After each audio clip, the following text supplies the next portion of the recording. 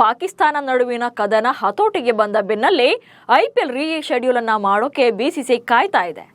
ಯಾವ ಡೇಟ್ನಲ್ಲಿ ರೀಸ್ಟಾರ್ಟ್ ಮಾಡಬೇಕು, final match ಯಾವಾಗ ಆಡಬೇಕು ಅನ್ನೋ ಬಗ್ಗೆ ಚರ್ಚೆ ನಡೀತಾ ಇದೆ. ಐಪಿಎಲ್ ಮರು ಆರಂಭದ ಫಸ್ಟ್ ಮ್ಯಾಚ್ನಲ್ಲಿ ಆರ್ಸಿಬಿ ಮತ್ತು ಲಕ್ನೋ ತಂಡಗಳು ಕಣಕ್ಕಿಳಿಯಲಿವೆ. ಹಾಗಾದರೆ ಯಾವ ದಿನ ಸ್ಟಾರ್ಟ್ ಮಾಡ್ತಾರೆ? ಸ್ಟೇಡಿಯಂಗಳ ಬದಲಾವಣೆಯನ್ನು ಮಾಡ್ತಿರೋದು ಯಾಕೆ? ಫ್ರಾಂಚೈಸಿ ಮಾಲೀಕರು ಏನು ಹೇಳ್ತಾರೆ? ಫೈನಲ್ ಡೇಟ್ ಅನೌನ್ಸ್ ಯಾವಾಗ?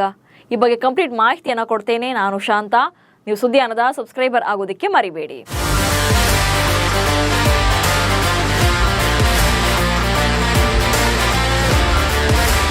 ಭಾರತ ಮತ್ತು ಪಾಕಿಸ್ತಾನ ನಡುವಿನ ಸಂಘರ್ಷದಿಂದಾಗಿ ಮೇ 8ರಂದು ನಡೀತಾ ಇದ್ದಂಥ ಪಂಜಾಬ್ ಮತ್ತು ಡೆಲ್ಲಿ ನಡುವಿನ ಐಪಿಎಲ್ನ 57ನೇ ಪಂದ್ಯವನ್ನ ಅರ್ಧಕ್ಕೆ ನಿಲ್ಲಿಸಲಾಗಿತ್ತು.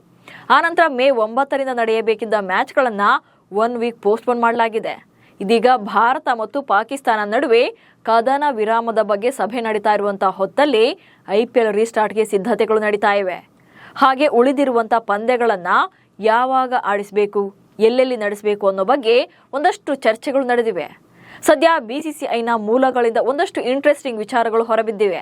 ಅವೇನು ಅನ್ನೋದನ್ನ ನೋಡ್ತಾ ಹೋಗೋದಾದ್ರೆ, ಸದ್ಯ ಬಿಸಿಸಿಐನ ಮೂಲಗಳಿಂದ ಹೊರಬಿದ್ದಿರುವಂತಹ ಮಾಹಿತಿಯ ಪ್ರಕಾರ ಮೇ 16ರಿಂದ ಅಂದ್ರೆ ಇದೇ ಶುಕ್ರವಾರದಿಂದ ಟೂರ್ನಿಯನ್ನ ಮರು ಆರಂಭ ಮಾಡುವಂತ ಸಾಧ್ಯತೆಗಳಿವೆ.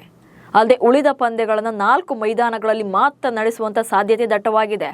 ಯಾಕಂದ್ರೆ ಯುದ್ಧ ಭೀತಿಯ ಗಡಿ ಭಾಗದ ಹೊರತಾಗಿ ದಕ್ಷಿಣ ಭಾರತದಲ್ಲೇ ಟೂರ್ನಿಯ ಉಳಿದ ಪಂದ್ಯಗಳನ್ನು ಆಡಿಸೋಕೆ ಬಿಸಿಸಿಐ ಆಲೋಚನೆಯನ್ನ ಮಾಡ್ತಾ ಇದೆ. ಹಾಗೆ ಈ ಹಿಂದೆ 2025ರ ಫೈನಲ್ ಪಂದ್ಯವನ್ನ ಕೋಲ್ಕತ್ತಾದ ಈಡನ್ ಗಾರ್ಡನ್ಸ್ ಮೈದಾನದಲ್ಲಿ ನಡೆಸುವುದಾಗಿ ತೀರ್ಮಾನ ಮಾಡಲಾಗಿತ್ತು. ಆದರೆ ಈಗ ಫೈನಲ್ ಪಂದ್ಯವನ್ನ ಮೇ 25ರ ಬದಲು ಮೇ 30ರಂದು ಆಯೋಜನೆ ಮಾಡುವಂತ ಸಾಧ್ಯತೆ ಇದೆ. ಹಾಗೆ ಅಹಮದಾಬಾದ್ನ ನರೇಂದ್ರ ಮೋದಿ ಸ್ಟೇಡಿಯಂನಲ್ಲಿ ಫೈನಲ್ ಮ್ಯಾಚ್ ಆಡಿಸೋ ಬಗ್ಗೆ ಚರ್ಚೆಗಳು ನಡೆದಿವೆ. ಇನ್ನು ಲೀಗ್ ಹಾಗೆ ಪ್ಲೇ ಆಫ್ ಮ್ಯಾಚಸ್ನ ಬೆಂಗಳೂರು, ಹೈದರಾಬಾದ್ ಹಾಗೆ ಚೆನ್ನೈನಲ್ಲಿ ನಡೆಸಬೇಕು. ಪಂಜಾಬ್ ಕಿಂಗ್ಸ್, ಡೆಲ್ಲಿ ಕ್ಯಾಪಿಟಲ್ಸ್ ಹಾಗೆ ರಾಜಸ್ಥಾನ ರಾಯಲ್ಸ್ ತಂಡಗಳಿಗೆ ಹೋಮ್ ಗ್ರೌಂಡ್ನಲ್ಲಿ ಮ್ಯಾಚ್ಗಳು ಇರೋದಿಲ್ಲ ಎಂದು ಮಾಹಿತಿ ನೀಡಲಾಗಿದೆ. ಆದಷ್ಟು ಬೇಗ ಟೂರ್ನಿಯನ್ನ ಕಂಪ್ಲೀಟ್ ಮಾಡೋ ಉದ್ದೇಶದಿಂದ ಡಬಲ್ ಹೆಡ್ಡರ್ ಪಂದ್ಯಗಳನ್ನು ಹೆಚ್ಚೆಚ್ಚು ಆಡಿಸೋಕು ಕೂಡ ಮುಂದಾಗ್ತಿದ್ದಾರೆ. ಅಂದ್ರೆ ಒಂದೇ ದಿನದಲ್ಲಿ 2 ಪಂದ್ಯಗಳನ್ನು ಆಯೋಜನೆ ಮಾಡೋಕೆ ಪ್ಲಾನ್ ನಡೆದಿದೆ. ಹಾಗೆ ಎಲ್ಲಾ ಫ್ರಾಂಚೈಸಿಗಳಿಗೂ ಕೂಡ ಈಗಾಗಲೇ ಪ್ರಾಕ್ಟೀಸ್ ಅನ್ನ ಆರಂಭ ಮಾಡುವಂತೆ ಗ್ರೀನ್ ಸಿಗ್ನಲ್ ಕೂಡ ಕೊಟ್ಟಾಗಿದೆ. ಸೊ ಹೀಗೆ ಭಾರತೀಯ ಕ್ರಿಕೆಟ್ ನಿಯಂತ್ರಣ ಮಂಡಳಿ ಹೊಸ ವೇಳಾಪಟ್ಟಿ ಮೂಲಕ ಮೇ 30ರವರೆಗೆ ಟೂರ್ನಿಯನ್ನ ವಿಸ್ತರಣೆ ಮಾಡುವಂತ ಪ್ಲಾನ್ನಲ್ಲಿದೆ. ಇವತ್ತು ರಾತ್ರಿ ಅಥವಾ ಮಂಗಳವಾರ ಹೊಸ ಶೆಡ್ಯೂಲ್ ಅನ್ನ ರಿಲೀಸ್ ಮಾಡಬಹುದು. ಐಪಿಎಲ್ ರೀಸ್ಟಾರ್ಟ್ ಆರ್ಸಿಬಿ ತಂಡದೊಂದಿಗೆ.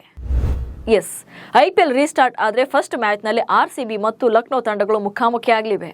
ಐಪಿಎಲ್ನ 59ನೇ ಪಂದ್ಯದಲ್ಲಿ ಲಕ್ನೋ ಸೂಪರ್ ಜೈಂಟ್ಸ್ ಹಾಗೆ ರಾಯಲ್ ಚಾಲೆಂಜರ್ಸ್ ಬೆಂಗಳೂರು ತಂಡಗಳು ಮುಖಾಮುಖಿ ಆಗಬೇಕಿತ್ತು.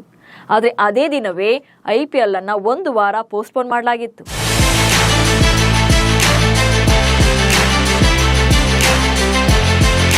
ಹೀಗಾಗಿ ಈ ಪಂದ್ಯದ ಮೂಲಕವೇ ಟೂರ್ನಿಯನ್ನ ಮತ್ತೆ ಶುರು ಮಾಡೋಕೆ ಬಿಸಿಸಿಐ ಪ್ಲಾನ್ ಅನ್ನು ರೂಪಿಸಿದೆ. ಆದರೆ ಈ ಪಂದ್ಯವನ್ನು ಎಲ್ಲಿ ಆಯೋಜನೆ ಮಾಡಲಾಗುತ್ತೆ ಅನ್ನೋದು ಮಾತ್ರ ಕನ್ಫರ್ಮ್ ಆಗಿಲ್ಲ. ಈ ಹಿಂದಿನ ಶೆಡ್ಯೂಲ್ ಪ್ರಕಾರ ಆರ್ಸಿಬಿ ಮತ್ತು ಎಲ್ಎಸ್ಜಿ ತಂಡಗಳ ನಡುವಿನ ಪಂದ್ಯ ಲಕ್ನೋದ ಏಕನಾಥ್ ಸ್ಟೇಡಿಯಂನಲ್ಲಿ ನಡೀಬೇಕಿತ್ತು. ಇದೀಗ ವೇಳಾಪಟ್ಟಿಯನ್ನ ಮರು ನಿಗದಿ ಮಾಡ್ತಾ ಇರೋದ್ರಿಂದ ಉಭಯ ತಂಡಗಳು ತಟಸ್ಥ ಮೈದಾನದಲ್ಲಿ ಕಣಕ್ಕಿಳಿಯುವಂತ ಸಾಧ್ಯತೆ ಇದೆ. ಹೈದರಾಬಾದ್, ಚೆನ್ನೈ ಅಥವಾ ಬೆಂಗಳೂರಿನಲ್ಲಿ ಈ ಪಂದ್ಯವನ್ನು ಆಯೋಜನೆ ಮಾಡಬಹುದು. ಆದರೆ ಇಲ್ಲಿ ಇನ್ನೊಂದು ಅನುಮಾನ ಕೂಡ ಇದೆ, ಎಲ್ಲರನ್ನು ಕೂಡ ಕಾಡ್ತಾ ಇದೆ. ಅದೇನು ಅಂತಂದ್ರೆ ಪಂಜಾಬ್ ಮತ್ತು ಡೆಲ್ಲಿ ಮ್ಯಾಚ್ನ ಕತೆ ಹೇಗೆ ಅನ್ನೋದು. ಅರ್ಧಕ್ಕೆ ನಿಂತಿದ್ದ Punjab versus Delhi match result ಹೇಗೆ? ಮೇ 8ರಂದು ಧರ್ಮಶಾಲಾದಲ್ಲಿ ನಡೀತಾ ಇದ್ದಂಥ ಪಂಜಾಬ್ ವರ್ಸಸ್ ಡೆಲ್ಲಿ ಕ್ಯಾಪಿಟಲ್ಸ್ ನಡುವಿನ ಪಂದ್ಯವನ್ನ ಪಾಕಿಸ್ತಾನದ ದಾಳಿಯಿಂದಾಗಿ ಅರ್ಧಕ್ಕೆ ಸ್ಥಗಿತಗೊಳಿಸಲಾಗಿತ್ತು. ಹಾಗಂತ ಉಭಯ ತಂಡಗಳಿಗೆ ಒಂದೊಂದು ಅಂಕವನ್ನು ಕೂಡ ನೀಡಲಾಗಿಲ್ಲ. ಪ್ರಸ್ತುತ ಅಂಕಪಟ್ಟಿಯಲ್ಲಿ ಪಂಜಾಬ್ ಕಿಂಗ್ಸ್ ತಂಡ ಹಾಗೆ ಡೆಲ್ಲಿ ಕ್ಯಾಪಿಟಲ್ಸ್ ತಂಡಗಳು ತಲಾ 11 ಪಂದ್ಯಗಳನ್ನು ಆಡಲಾಗಿದೆ ಎಂದು ಮಾತ್ರ ತೋರಿಸ್ತಾ ಇದ್ದಾರೆ. ಅಂದ್ರೆ ಉಭಯ ತಂಡಗಳ ಕೊನೆಯ ಪಂದ್ಯವನ್ನ ಇಲ್ಲಿ ಆಡ್ ಮಾಡಿಲ್ಲ, ಹಾಗೆ ಕೌಂಟ್ ಮಾಡಿಲ್ಲ, ಅಂಕಗಳನ್ನು ಕೂಡ ಕೊಟ್ಟಿಲ್ಲ. ಹೀಗಾಗಿ ಪಂಜಾಬ್ ಕಿಂಗ್ಸ್ ಹಾಗೆ ಡೆಲ್ಲಿ ಕ್ಯಾಪಿಟಲ್ಸ್ ನಡುವಿನ ಪಂದ್ಯವನ್ನ ಮರು ಆಯೋಜನೆ ಮಾಡುವಂತ ಸಾಧ್ಯತೆಗಳನ್ನು ಕೂಡ ಇಲ್ಲಿ ತಳ್ಳಿ ಹಾಕೋಕೆ ಸಾಧ್ಯ ಇಲ್ಲ. ಹಾಗೇನಾದ್ರೂ ಪಂದ್ಯ ಮತ್ತೆ ನಡೆದ್ರೆ ತಟಸ್ಥ ಸ್ಥಳದಲ್ಲಿ ಕಣಕ್ಕಿಳಿಸಬೇಕಾದಂತ ಅನಿವಾರ್ಯತೆ ಇದೆ. ಇದೇ ಕಾರಣದಿಂದ ಪಂಜಾಬ್ ಕಿಂಗ್ಸ್ ಫ್ರಾಂಚೈಸಿ ಮರು ಪಂದ್ಯವನ್ನು ಆಡೋಕೆ ಒಪ್ಪುತ್ತಾ ಅಥವಾ ರದ್ದತಿಯೊಂದಿಗೆ ತಲಾ 1 ಅಂಕಗಳನ್ನು ಹಂಚಿಕೊಳ್ತಾರ ಅನ್ನುವಂಥ ಪ್ರಶ್ನೆ ಕೂಡ ಇದೆ. ಪ್ಲೇ ಆಫ್ ಮೇಲೆ ಕಣ್ಣಿಟ್ಟಿರುವಂತಹ ಉಭಯ ತಂಡಗಳು ತಟಸ್ಥ ಸ್ಥಳದಲ್ಲಿ ಕಣಕ್ಕಿಳಿದು 2 ಅಂಕಗಳನ್ನು ಪಡೆಯೋಕೆ ರೆಡಿಯಾದ್ರೆ ಮ್ಯಾಚ್ ಅನ್ನ ಮತ್ತೆ ನಡೆಸಬೇಕಾಗುತ್ತೆ. ಇಲ್ಲದೇ ಇದ್ರೆ ಇಬ್ಬರಿಗೂ ಕೂಡ 1 ಅಂಕಗಳನ್ನು ನೀಡಬಹುದು. ಇದನ್ನ ಆಯಾ ಫ್ರಾಂಚೈಸಿಗಳ ಮಾಲೀಕರ ಜೊತೆ ಚರ್ಚಿಸಿ ಅಂತಿಮ ನಿರ್ಧಾರವನ್ನು ಕೈಗೊಳ್ಳಲಾಗುತ್ತೆ. ಅಕಸ್ಮಾತ್ ಇದಕ್ಕೆ ಒಪ್ಪದೆ ಮತ್ತೆ ಮ್ಯಾಚ್ ಆಡ್ತೀವಿ ಅಂದ್ರೆ ಒಟ್ಟು 17 ಪಂದ್ಯಗಳನ್ನು ಈ ಲೀಗ್ನಲ್ಲಿ ಆಡಿಸಬೇಕಾಗುತ್ತೆ. ಅದರಂತೆ 13 ಲೀಗ್ ಹಂತದ ಪಂದ್ಯಗಳು ಹಾಗೆ 4 ಪ್ಲೇ ಆಫ್ ಪಂದ್ಯಗಳನ್ನು ಸೇರಿದಂತೆ ಒಟ್ಟು 17 ಮ್ಯಾಚ್ ಅನ್ನು ಆಯೋಜನೆ ಮಾಡಬೇಕಾಗುತ್ತೆ. ಇದಕ್ಕಾಗಿ ಮತ್ತೆ ವೇಳಾಪಟ್ಟಿಯನ್ನು ಕೂಡ ಸಿದ್ಧ ಮಾಡಲಾಗುತ್ತೆ. 7 ತಂಡಗಳ ನಡುವೆ ಪ್ಲೇ ಆಫ್ ರೇಸ್. ಪ್ರಸ್ತುತ ಟೂರ್ನಿ ಆಲ್ಮೋಸ್ಟ್ ಪ್ಲೇ ಆಫ್ ಹಂತಕ್ಕೆ ಬಂದಿದೆ. ಆಲ್ರೆಡಿ 3 ತಂಡಗಳು ಪ್ಲೇ ಆಫ್ ರೇಸ್ನಿಂದ ಹೊರಬಿದ್ದಿವೆ. Chennai Super Kings, Sunrisers Hyderabad ಹಾಗೆ ರಾಜಸ್ಥಾನ ರಾಯಲ್ಸ್ ತಂಡಗಳು ಈಗಾಗಲೇ ಪ್ಲೇ ಆಫ್ ರೇಸ್ನಿಂದ ಹೊರಬಿದ್ದಿವೆ.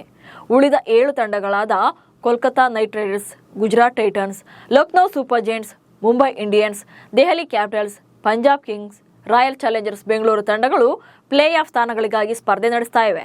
ಅದರಲ್ಲೂ ಗುಜರಾತ್ ಮತ್ತು ಬೆಂಗಳೂರು ತಂಡಗಳು ತಲಾ 16 ಅಂಕಗಳನ್ನು ಪಡೆದಿದ್ರು ಕೂಡ ನೆಟ್ ರನ್ ರೇಟ್ ಆಧಾರದ ಮೇಲೆ ಗುಜರಾತ್ ತಂಡ ಟಾಪ್ 1 ನಲ್ಲಿದೆ. ಇನ್ನು RCB ಟೀಮ್ ನಂಬರ್ 2 ಪ್ಲೇಸ್ನಲ್ಲಿದೆ. ಸೊ ಈ 2 ತಂಡಗಳಿಗೆ ಇನ್ನೂ ಕೂಡ 3 ಮ್ಯಾಚ್ಗಳು ಬಾಕಿ ಇರೋದ್ರಿಂದ ಒಂದೊಂದು ಪಂದ್ಯವನ್ನ ಕೂಡ ಗೆದ್ದುಕೊಂಡ್ರು ಕೂಡ ಇಬ್ಬರು ಕೂಡ ಪ್ಲೇ ಆಫ್ಗೆ ಕಾಲಿಡ್ತಾರೆ. ವಿದೇಶಿ ಆಟಗಾರರು ವಾಪಸ್ ಬರೋದೇ ಡೌಟ್.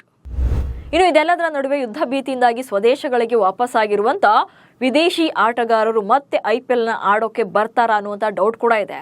IPL ಸ್ಥಗಿತಗೊಂಡ ಬಳಿಕ ಹೆಚ್ಚಿನ ವಿದೇಶಿ ಆಟಗಾರರು ತಮ್ಮ ದೇಶಗಳಿಗೆ ವಾಪಸ್ ಆಗಿದ್ದಾರೆ. ಈಗ ಫ್ರಾಂಚೈಸಿಗಳು ಆಟಗಾರರನ್ನ ವಾಪಸ್ ಬರುವಂತೆ ಕೇಳ್ತಿದ್ದಾರೆ. ಆಲ್ರೆಡಿ ಗುಜರಾತ್ ಟೈಟನ್ಸ್ ತಂಡ ಮತ್ತೆ ಪ್ರಾಕ್ಟೀಸ್ ಅನ್ನ ಶುರು ಮಾಡಿದೆ.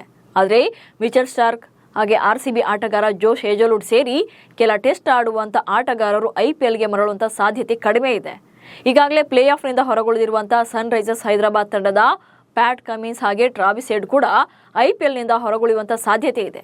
ಯಾಕಂದ್ರೆ ಇವರೆಲ್ಲ ಆಸ್ಟ್ರೇಲಿಯಾ ಆಟಗಾರರಾಗಿದ್ದು ಜೂನ್ 11ರಿಂದ ಲಾರ್ಡ್ಸ್ನಲ್ಲಿ ನಡೆಯಲಿರುವಂತಹ WTC ಫೈನಲ್ಗೆ ತಯಾರಿಯನ್ನು ನಡೆಸೋಕೆ ಆಸ್ಟ್ರೇಲಿಯಾದಲ್ಲಿಯೇ ಉಳಿಯುವಂತ ನಿರ್ಧಾರವನ್ನ ಮಾಡಬಹುದು. ಹೀಗೆ ವಿದೇಶಿ ಪ್ಲೇಯರ್ಸ್ ಮತ್ತೆ ಹಿಂತಿರುಗದೇ ಇದ್ರೆ ಟೂರ್ನಿಯ ಉಳಿದ ಪಂದ್ಯಗಳ ಮೇಲೆ ದೊಡ್ಡ ಪರಿಣಾಮವೇ ಬೀರಲಿದೆ.